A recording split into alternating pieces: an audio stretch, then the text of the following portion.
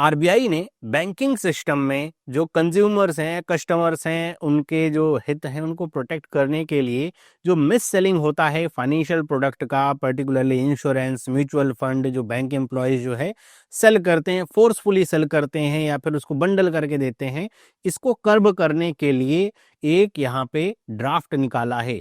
अब ये जो ड्राफ्ट है ये 4 मार्च 2026 तक इस पे आरबीआई ने फीडबैक मांगा है और इसके बाद ये 1 जुलाई 2026 से ये लागू होगा। अगर इसमें कुछ चेंजेस आएंगे तो वो पता चलेंगे। तो हम सबसे पहले समझते हैं कि ये मिस सेलिंग का मतलब क्या होता है और आरबीआई ने अपने ड्राफ्ट में क्या क्या बातें, क्या क्या नए जो अमेंडमेंट हैं वो किए हैं, उसको हम डिटेल में समझते हैं। सबसे पहले बात करें अगर हम मिस सेलिंग की, तो मिस सेलिंग का मतलब क्या है? मिस सेलिंग का मतलब ये है कि जब आपका बैंक का एम्प्लॉय कोई भी financial product, insurance, investment, mutual fund, इस तरह का कोई भी ऐसा प्रोडक्ट जो अनसुटेबल है किसी कस्टमर की नीड के लिए, उसकी रिस्क एपेटाइट को देखते, उसकी फाइनेंशियल प्रोफाइल को देखते वो उसको सेल कर रहा है, चाहे वो किसी ट्रिक से, चाहे जबरदस्ती, किसी भी तरीके से, तो ये कहलाती है मिस सेलिंग। आपने अभी कुछ दिन पहले एक न्यूज सुनी होगी कि किसी 90+ ईयर्स के जो है बुजुर्ग व्यक्ति को एक शायद केनरा बैंक था, उसके किसी एम्प्लॉय ने मिस सेल कर दिया एक टर्म इंश्योरेंस, जो कि भाई जा करके 2100 समथिंग में जो है वो इमेच्योर हो रहा था। तो वही ऐसा मिस सेलिंग करने का मतलब क्या है ना? क्यों? क्योंकि वो एल्डरली थे, वो एक वनरेबल ग्रुप से आते हैं, तो फिर उनको अब कह सकते हैं धोखा देना आसान हो जाता है। तो इसी सब तरह की जो चीजें होती हैं इसको कर्व करने के लिए ये सारे रूल्स लाए गए हैं। तो इसमें क्या होता है मिस सेलिंग में? कोई मिसलीडिंग इंफॉर्मेशन देना, मतलब आप किसी को कुछ भी प्रोडक्ट बेच रहे हैं तो उसके आप फीचर्स, प्रोडक्ट के क्या हैं, बेनिफिट्स क्या हैं, वो नहीं बता रहे हैं, या फिर जो एक्चुअल उसके फीचर्स हैं उनको तोड़ मोड़ कर कैसे बता रहे हैं, तो ये एक तरीके का मिसलीडिंग इंफॉर्मेशन देना उस प्रोडक्ट के बारे में। फिर उसके अलावा जो उस प्रोडक्ट से रिलेटेड रिस्क है, चार्जेस हैं, वो छुपा लिए जाते हैं, हिडन कर लिए जाते हैं, वो डिस्क्लोज नहीं किए जाते। बाद में चल करके पता चलता है कि अच्छा इसमें इतने चार्जेस भी लगने थे। फिर जब कस्टमर जाता है तो कहते हैं नहीं नहीं हमने तो आपको बता रखा है, आपने साइन भी कर रखा है, ऐसे करके। तो यहाँ पर ये भी मिस सेलिंग होता है। उसके अलावा फोर्स सेलिंग जो होता है, बंडलिंग जिसको कहते हैं, आप मतलब होम लोन लेने जा रहे हैं तो आपसे कह रहे हैं कि आपको होम लोन तो दे देंगे, लेकिन आपको इसके साथ एक इंश्योरेंस भी लेना पड़ेगा, तभी हम आपको होम लोन दे पाएंगे। कोई और भी लोन आप लेने जा रहे हैं, करें आपको इसके साथ ये इंश्योरेंस लेना पड़ेगा तभी आपको लोन दे पाएंगे। तो इस तरीके से फोर्स करना या फिर बंडल करना प्रोडक्ट्स को, लोन और ये जो इंश्योरेंस पॉलिसी है वो अलग अलग चीजें, वो कस्टमर के ऊपर डिपेंड करता है या उसकी मर्जी है, ले रहा है नहीं ले रहा है, लेकिन उसको फोर्स करना ताकि अपने टारगेट्स पूरे हो सके, तो ये एक तरह की क्या होती है, मिस सेलिंग होती है। अब हम बात करें यहाँ पे कि आरबीआई ने क्या प्रपोजल यहाँ पे दिए हैं, रूल्स में क्या क्या चेंज किया है। अब ये 1 जुलाई 2026 से इफेक्टिव होगा और इसका सीधा सा जो है वो ये है कि जो कस्टमर्स हैं उनको प्रोटेक्ट करना ताकि वो मिस सेलिंग उनके साथ ना हो पाए, क्योंकि बैंक अगर मिस सेलिंग करेगा और उससे कस्टमर प्रभावित होंगे तो कस्टमर का ट्रस्ट जो है ब्रेक होता है। बैंक का तो पूरा काम ही है, ट्रस्ट पे ही काम करता है वो। तो इसमें सबसे पहली बात ये आरबीआई ने कही है कि फुल रिफंड या कंपनसेशन मिलेगा। अगर कोई ऐसा कस्टमर है जिसको किसी बैंक के एम्प्लॉय ने मिस सेलिंग करी हुई है, प्रूव होता है वो, तो उसको पूरा 100% जो रिफंड है वो प्राप्त हो पाएगा। और इसका जो पूरा कह सकते हैं ओनस है या फिर जो फाइनेंशियल लॉस होगा, क्योंकि भाई आपने कस्टमर को कोई भी पॉलिसी या कुछ भी फाइनेंशियल प्रोडक्ट, म्यूचुअल फंड या कुछ ऐसा चिपका दिया, अब कस्टमर को पता नहीं था, आपने उल्टा सीधा कुछ भी करके उसको बता दिया, बाद में उसको समझ में आता है कि आपके सेल्स पर्सन ने तो उसके साथ धोखा किया या फिर आपके एम्प्लॉय ने धोखा किया, वो केस करता है ombudsman में, प्रूव कर देता है और उसके बाद क्या होता है, उसको पूरा का पूरा रिफंड देना पड़ेगा बैंक को। तो ये फाइनेंशियल लॉस ही तो होगा ना बैंक का। तो अब अगर ऐसा करेंगे, 100% रिफंड देना पड़ेगा, तो सिंपल सी बात है जितना वो कमीशन नहीं कमा रहे हैं उससे ज्यादा उनको पे करना पड़ेगा। तो इसकी वजह से इस तरह की जो एग्रेसिव सेल्स टैक्टिक्स होती हैं वो डिस्करेज होंगी। इसके अलावा जो फोर्स्ड बंडलिंग होती है बैंक्स के द्वारा, मतलब कि जो थर्ड पार्टी के प्रोडक्ट होते हैं उनको कंपेल किया जाएगा, कस्टमर करते ही हैं कि भाई आपका लोन मिल जाएगा, या फिर आप अगर करंट अकाउंट ओपन कर रहे हो या फिर कुछ भी ऐसा है तो आपको ना ये इंश्योरेंस लेना पड़ेगा, तभी हम आपके लिए काम कर सकते हैं, चाहे करंट अकाउंट ओपन करना हो, लोन देना हो, तभी हो पाएगा। तो इसमें है क्या कि आप फोर्स कर रहे हो कि भाई आपका ये जो काम है ये तभी हो पाएगा जब तक आप हमारी ये पॉलिसी नहीं ले रहे हो, और ये भी थर्ड पार्टी पॉलिसी है या थर्ड पार्टी कोई प्रोडक्ट है वो आप लोगे तभी हो पाएगा, जिसका कोई लेना देना नहीं, कस्टमर के ऊपर डिपेंड करता है भाई, वो लेना चाहता है नहीं लेना चाहता है ना, वो तो उसकी रिस्क के ऊपर है कि वो करना चाहता है कि नहीं। लेकिन आप फोर्स करोगे तो होगा क्या कि ये भी आपका बैन हो जाएगा।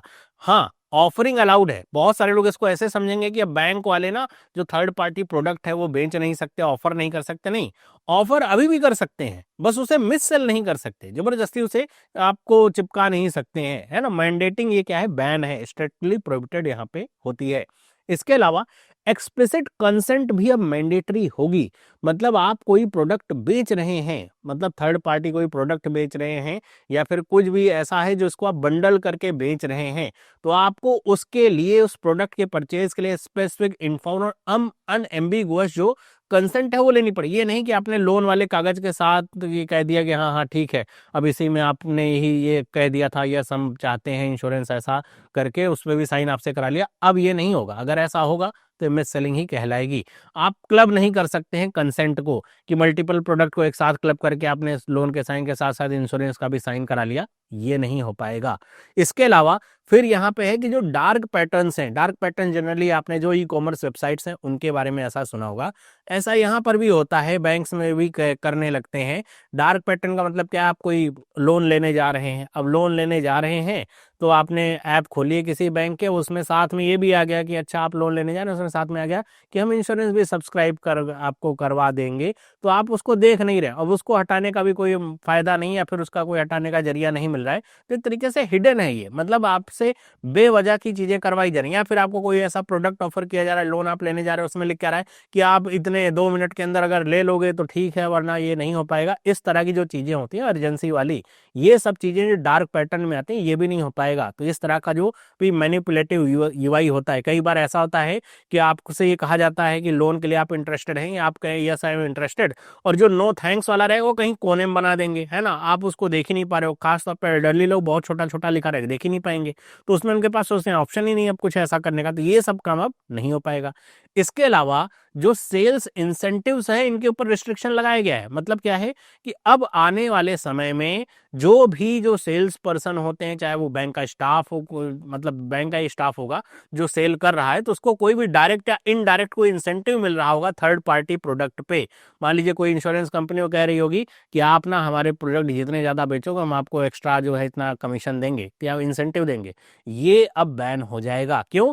क्योंकि जब इस तरह का लालच बैंक एम्प्लॉय या स्टाफ को ऐसा मिलेगा, तो वो कस्टमर का जो वेलफेयर है उसको नहीं देखता है, फिर वो ये सोचेगा जितना हमको सेल करना है हम करेंगे, भाई जो भी भरना है वो बैंक भरेगा, हमसे क्या लेना देना है। तो इस तरह का एक बैड बिहेवियर चालू हो जाता है कि बस वो कस्टमर क्या, जो बैंक का स्टाफ है वो अपने बैंक की साख है, मान लीजिए कोई एसबीआई का स्टाफ है, वो एसबीआई का जो भी क्रेडिबिलिटी है उसका इस्तेमाल करके थर्ड पार्टी प्रोडक्ट बेच रहा है। कई बार कस्टमर्स को तो पता भी नहीं होता है कि जो प्रोडक्ट वो सब्सक्राइब कर रहे हैं या फिर ले रहे हैं, चाहे म्यूचुअल फंड हो, इंश्योरेंस हो, पेंशन के प्रोडक्ट हो, वो एक्चुअल में उस बैंक के हैं ही नहीं, वो थर्ड पार्टी के हैं। लेकिन वो चूंकि बैंक से मिल रहे हैं तो उनको लगता है ये बैंक का ही होगा, तो उनका विश्वास बना रहता है। तो ये सारी चीजें भी अब बंद हो जाएंगी क्योंकि इंसेंटिव बंद होगा। इसके अलावा जो डायरेक्ट सेलिंग एजेंट हैं, जिनको डीएसए कहते हैं, उनके ऊपर भी रेगुलेशन लाया जाएगा। मतलब बैंक एम्प्लॉय और डीएसए दोनों अलग अलग लगने चाहिए। ऐसा नहीं है कि भाई बैंक का एम्प्लॉय बैठा हुआ है बगल में और उसके बगल में डीएसए भी बैठा हुआ है, दोनों एक ही विंडो पे अगल बगल बैठे हुए हैं, समझ ही नहीं आ रहा है। भाई कस्टमर जा रहा है वो बैंक एम्प्लॉय से बात कर रहा है, डीएसए से बात कर रहा है, उसको समझ नहीं आ रहा। तो ऐसे में ये आइडेंटिफिकेशन बहुत ही डिस्टिंग्विश होगा आपकी बैंक एम्प्लॉय कौन है और डीएसए कौन है, ताकि कस्टमर एक इन्फॉर्म्ड डिसीजन ले पाए। उसके अलावा जो बैंक जो डीएसए हैं या फिर जो भी सेल करना चाहते हैं इस तरह के प्रोडक्ट हो, जैसे कई बार होता है क्रेडिट कार्ड आपको चिपकाए जा रहे हैं कि आपके ऊपर आ गया है ऐसे करके, तो उसके लिए जो कॉलिंग का समय है वो 9 बजे से 6 बजे शाम तक का कर दिया गया, उससे पहले और उससे बाद का समय नहीं होगा। अगर ऐसा होता है तो ये भी बैन रहेगा। तो इस तरह के आप कह सकते हैं कुछ मोटे मोटे ऐसे 6 रूल्स हैं जिनको आरबीआई ला रहा है, और पूरा का पूरा ध्यान इसमें यही है कि मिस सेलिंग को बंद किया जाए, मैनिपुलेशन को बंद किया जाए, कस्टमर का ट्रस्ट बढ़ाया जाए, ताकि जो बैंक है वो अपना काम करें, बल्कि वो किसी थर्ड पार्टी प्रोडक्ट की तरह, उसके सेल्समैन की तरह काम ना करें। आगे अगर हम बात करें यहाँ पे कि इसके पीछे के रीजंस क्या हैं, रीजंस तो ऐसे आपको समझ में आ रहे होंगे, कुछ रीजंस आप ऐसे देख लीजिए। सबसे पहला रीजन तो ये है कि आरबीआई ने अपने ओम्बड्समैन के डेटा में ये देखा कि इस तरह की जो मिस सेलिंग की जो कह सकते हैं कंप्लेंट्स हो ज्यादा आ रही हैं, है ना। उनमें एक राइज देखने को मिला कि भाई बहुत सारे कस्टमर जो है आ रहे हैं मिस सेलिंग की कंप्लेन करते हुए कि हम लोन लेने जा रहे हैं लेकिन हमको जबरदस्ती पॉलिसी चिपका रहे हैं, कहने तब तक लोन नहीं मिलेगा। या फिर कोई कह रहा है कि हम फिक्स डिपॉजिट ओपन करने गए थे लेकिन वहां पे बैंक का एम्प्लॉय जो बैठा था वो कह रहा था फिक्स डिपॉजिट डिपॉजिट पे क्या आपको 7% मिलेगा, आप ये ना ये वाला यूलिप प्लान ले लो, ये म्यूचुअल फंड ले लो, इस पे तो आपको 15% का जो है इंटरेस्ट मिलेगा। अब उसके पीछे का पूरा रीजनिंग नहीं बताएंगे कि भाई इसमें रिस्क इन्वॉल्व रहता है, 15% कोई फिक्स नहीं है, फिक्स डिपॉजिट की तरह कस्टमर को अपनी बातों में बहला फुसला करके बेच दिए। बाद में कस्टमर को पता चला कि भाई वो जब करने गया, मतलब जब उसने निकाला तो पता चला इसमें बहुत सारी फीस भी लग रही है, कमीशन भी लग रहा है, इसके ऊपर टैक्स भी लग रहा है, उसके अलावा फिर सोच रहा है 15% मिल रहा है, लेकिन जब उसने देखा है 15 नहीं है तो 8% आ रहा है, तो उसको एक तरीके का धोखा लगता है। तो इस तरह की जब कंप्लेन आने लग जाए तो आरबीआई ने समझा कि ये चीजें अब धीरे धीरे और ज्यादा बढ़ रही हैं, तो इस वजह से इस तरह के रूल्स लाए गए। इसके अलावा टॉक्सिक सेल्स कल्चर जो एक तरीके से डेवलप हो रहा है और एक अनरियलिस्टिक टारगेट्स का जो प्रेशर है वो भी बैंक एम्प्लॉयज पे क्रिएट हो रहा है। ये ध्यान रखिए कि ये जो रूल्स हैं ये सिर्फ कस्टमर को नहीं बल्कि बैंक के जो एम्प्लॉयज हैं उनके लिए भी फायदेमंद होंगे। जनरली जो इस समय जो पब्लिक सेक्टर बैंक के एम्प्लॉयज भी हैं उनके ऊपर बहुत ज्यादा प्रेशर रहता है प्रोडक्ट्स को बेचने का। भाई वो थर्ड पार्टी प्रोडक्ट बैंक ने किसी के साथ बैंक का इंश्योरेंस का कर लिया है टाई अप, अब उसके प्रोडक्ट आपको बेचने, आप जबरदस्ती चेपे जा रहे हो कि भाई आप पॉलिसी ले लो, ये कर लो, वो कर लो। भाई बैंक एम्प्लॉय का जो काम है वो काम ना करने की जगह वो सेल्समैन ज्यादा बन रहा है, और जो टारगेट्स हैं वो मीट नहीं होते हैं तो फिर मीटिंग वगैरह में फिर उनको डांट भी सुननी पड़ती है। तो ये जो सारी चीजें हैं ये भी अब इस पे बैन लगेगा तो कर्ब होंगी, तो इसकी वजह से बैंक एम्प्लॉयज को भी थोड़ा फायदा मिलेगा। और जो इस तरह के फोर्स सेलिंग होती हैं, जो एल्डरली पीपल्स हैं, जो कम पढ़े लिखे लोग हैं, उनसे ये बचेगी। क्योंकि अब अगर ऐसा होगा बैंक अभी भी एम्प्लॉय को कहे नहीं नहीं तुम करो हम देख लेंगे, तो भाई अगर कोई कंप्लेन करेगा तो उसका 100% रिफंड बैंक को ही देना पड़ेगा, करो, है ना। नुकसान किसका होगा? बैंक का ही होगा। तो इसकी वजह से क्या होगा कि जो यहाँ पे बैंक एम्प्लॉय उसको सेल्स पर्सन ऐसा बना दिया गया इंसेंटिव और इन सब के लालच में, वो थोड़ा कम होगा। इसके अलावा ये एक तरह का कन्फ्लिक्ट ऑफ इंटरेस्ट भी क्रिएट करता है। मतलब बैंक का एम्प्लॉय कस्टमर के वेलफेयर के लिए बैठा है, उसका काम है कि ऐसे स्कीम से ऐसे प्रोडक्ट कस्टमर को सजेस्ट करना जिससे उसका ट्रस्ट बैंक में बढ़े। अगर आप उसे सेल्स पर्सन की तरह ट्रीट करोगे, उसे आप कमीशन दोगे, इंसेंटिव दोगे, टारगेट दोगे, तो फिर वो क्या होगा कि वो कमीशन के ऊपर ज्यादा ध्यान देगा। भाई उसको ये लगेगा कि नहीं नहीं हम इतना अगर पॉलिसी अगर बेच दिए तो हमको इतना पैसा ऊपर से मिल जाएगा, तो फिर इसमें होगा क्या, कस्टमर का वेलफेयर चला जाता है। तो इसकी वजह से होता क्या है कि जो बैंकिंग सिस्टम है उसमें कस्टमर का भरोसा टूटता है, ब्रेक होता है, और फिर उसका नुकसान लॉन्ग टर्म में देखने को मिलता है। तो अभी भी ऐसा नहीं कि ऑफर नहीं करेंगे, ऑफर करेंगे, लेकिन अब इनको सूटेबिलिटी असेसमेंट भी करना होगा कि भाई जिस कस्टमर को हम ये ऑफर कर रहे हैं, भाई किसी 70 साल के व्यक्ति को आप कह रहे हो कि हम आपको ना एक प्लान दे रहे हैं, लाइफ इंश्योरेंस दे रहे हैं जो कि 40 साल में या 50 साल में या 60 साल में मेच्योर होगा, भाई कैसे आप उम्मीद करोगे कि भाई ये मिस सेलिंग नहीं है, ये एक्चुअल हमारा प्लान है? नहीं, ये तो मिस सेलिंग ही कहलाएगा। तो इस सब तरह की चीजों के लिए भी ये लाएगा। उसके अलावा जो मैं कह रहा हूँ वनरेबल जो सेक्शंस हैं, जैसे सीनियर सिटीजन्स हो गए, जनधन अकाउंट होल्डर्स हो गए, जिनको इतनी ज्यादा फाइनेंशियल लिटरेसी नहीं, उन्हें पता ही नहीं है, वो बैंक कह देंगे नहीं नहीं अब आपका ये ना अब आपको ऐसे ही करना पड़ेगा, अब आपको ना अगर आपको अकाउंट ओपन करना है, एफडी ओपन करनी है, तो आपको साथ में लाइफ इंश्योरेंस भी लेना ही पड़ेगा। अब रूल बदल गए।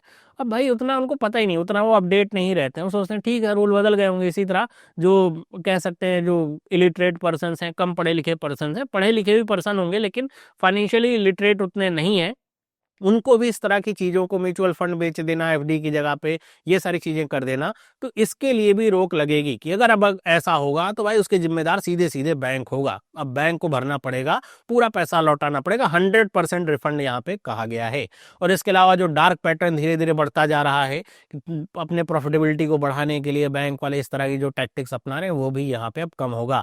अब अगर ऐसा कुछ होगा जैसे कंसेंट है, ये एग्री पहले से ही टिक रहता है, आपने टिक नहीं किया, पहले से ही कंसेंट टिक रहता है, आप खरीदने नहीं जा रहे, फिर भी अब आपने सबमिट पे क्लिक कर दिया तो कह देंगे अरे आपने तो टिक किया था, या फिर टिक था आपने तो एग्री कर लिया। तो इस तरह की चीजें, या फिर जो मैं कह रहा था कि एक्सेप्ट वाली बटन इतनी बड़ी बनी रहेगी, नो थैंक्स वाली इतना छोटा कि ज्यादातर लोगों को दिख ही ना पाए, ढूंढ ही ना पाए, या फिर इस तरह का अर्जेंसी क्रिएट करके जो भी कुछ भी प्रोडक्ट ऐसा सेल करना है। तो ये सारी चीजें भी इस वजह से भी जो आरबीआई ने इस तरह का जो कह सकते हैं रूल्स हैं वो बनाए हैं। तो ये मतलब आरबीआई की तरफ से कस्टमर्स के हित को प्रोटेक्ट करने के लिए लाया गया है।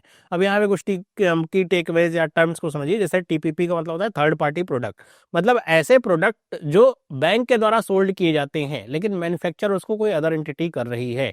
जैसे इंश्योरेंस कंपनीज के साथ बैंक टाई अप करते हैं, बैंक एश्योरेंस करते हैं, म्यूचुअल फंड हाउसेस के साथ टाई अप करते हैं कि वो म्यूचुअल फंड बेचेंगे, वो बैंक के प्रोडक्ट नहीं होते हैं, या फिर पेंशन फंड के ऐसा क्रिएट करके पेंशन फंड वगैरह बेचते हैं, बैंक के प्रोडक्ट नहीं होते हैं, लेकिन वो बैंक के द्वारा सोल्ड किए जाते हैं, ये होते हैं टीपीपी। ओम्बड्समैन आपका होता है कि एक तरीके से समझिए जहां पे आप अपनी शिकायत कर सकते हैं। अगर आपका बैंक आपकी बात नहीं सुन रहा है, कंप्लेन करने के बाद आपके पास एक अल्टीमेट अथॉरिटी होती है जहां पे आप जा सकते हैं।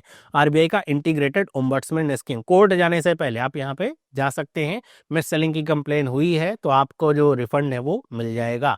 इसके अलावा जो केवाईसी और सूटेबिलिटी की बात हो रही है, मतलब ये कहा जा रहा है कि जो नए रूल्स हैं एम्फसाइज करेंगे बैंकों की सूटेबिलिटी असेसमेंट करें, मतलब अपने कस्टमर की प्रोफाइल के आधार पे कस्टमर की एज क्या है, इनकम क्या है, रिस्क क्या है, उसके बाद जो इस तरह के प्रोडक्ट है उनको सेल करें या फिर उनको ऑफर करें। जो मैंने आपको एग्जांपल बताया कि आप 90 साल के व्यक्ति को 30 साल का लाइफ इंश्योरेंस नहीं बेच सकते हो, है ना, वो सूटेबिलिटी असेसमेंट बैंक को करनी पड़ेगी, वरना फिर फेल हुए तो ये मिस सेलिंग कहलाएगी और उसके जिम्मेदार सीधे सीधे बैंक होने वाले हैं। तो ये था पूरा वीडियो। आपका क्या इस पे ओपिनियन है मुझे आप कमेंट करके जरूर बताइएगा। आपको ये वीडियो अगर इन्फॉर्मेटिव लगे तो उसको लाइक करें, इस चैनल को सब्सक्राइब करें। बाकी आप हमारे चैनल के मेंबर भी बन सकते हैं और इन सब जो हमारे मेंबर्स हैं इनकी तरह हमारे चैनल को सपोर्ट कर सकते हैं। इसके साथ साथ आप हमें टेलीग्राम और इंस्टाग्राम पे भी फॉलो कर सकते हैं। मिलते हैं अगली वीडियो में, सभी लोगों को बाय।